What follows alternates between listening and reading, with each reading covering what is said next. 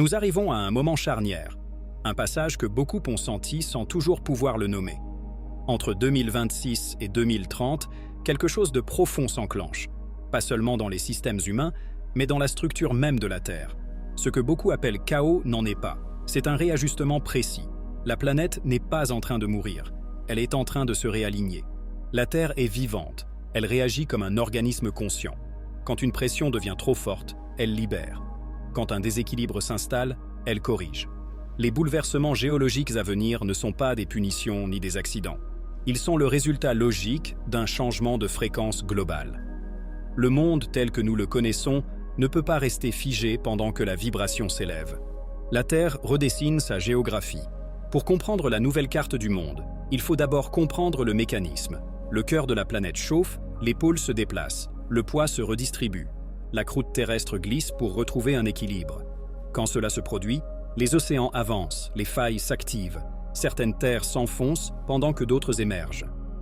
En Asie, les transformations sont spectaculaires.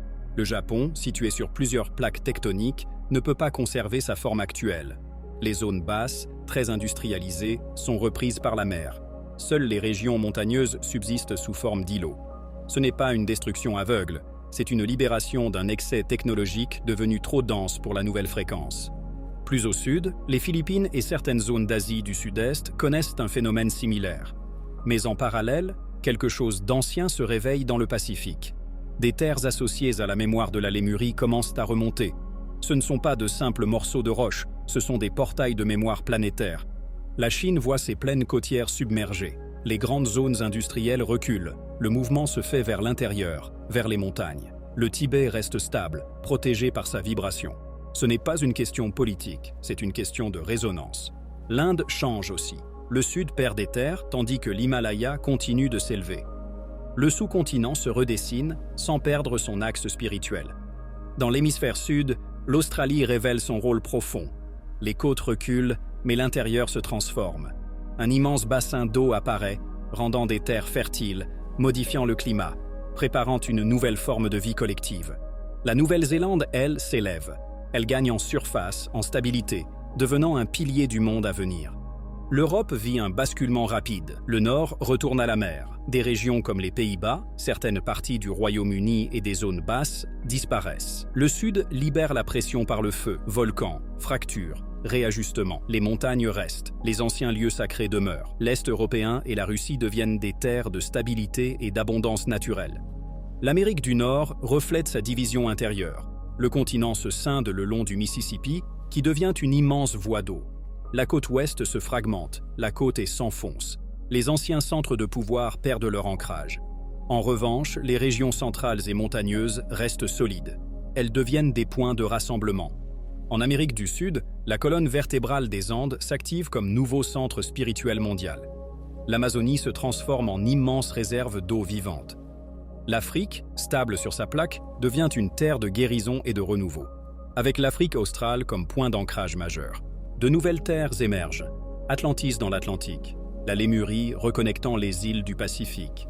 Ces sols sont vierges, porteurs d'une fréquence nouvelle, sans le poids de l'ancien monde. La vraie zone sûre n'est pas sur une carte. Et maintenant, la partie essentielle.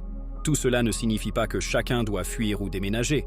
Le message central de Dolores Cannon est clair. La fréquence est votre véritable localisation. Deux personnes peuvent vivre le même événement et en ressortir dans des réalités totalement différentes. La peur attire la ligne temporelle de la destruction. Le calme intérieur, la cohérence, l'alignement placent l'individu dans une autre densité. Il existe d'innombrables récits de personnes protégées au cœur même de catastrophes. Le feu s'arrête, l'eau contourne, la terre épargne. Ce n'est pas un miracle, c'est une incompatibilité vibratoire avec la destruction. Cela ne veut pas dire ignorer son intuition. Si un appel intérieur vous pousse à aller vers une montagne, une région précise, un autre pays, écoutez-le. Ce n'est pas mental, c'est cellulaire. Certains sont appelés à se déplacer, d'autres à rester exactement là où ils sont pour stabiliser la grille. La nouvelle carte du monde ne se dessine pas seulement avec des plaques tectoniques, elle se dessine avec les choix de conscience. Chaque fois que vous choisissez la clarté plutôt que la peur, vous stabilisez la Terre. Chaque fois que vous maintenez une vision d'harmonie, vous renforcez la ligne du nouveau monde. Les frontières telles que nous les connaissons sont en train de se dissoudre. Elles appartiennent à une ancienne perception. Ce qui reste, c'est la Terre, l'eau et une humanité appelée à vivre différemment. La Terre se prépare. Elle nettoie, elle ajuste, elle renaît. Les années 2026 à 2030 sont des années de grands mouvements, mais vous n'êtes pas ici par hasard. Vous avez choisi ce moment. Vous avez choisi d'être présent pendant le passage. La carte change, mais la mission demeure. Tenir la fréquence. Accompagner la naissance. Bienvenue dans le nouveau monde.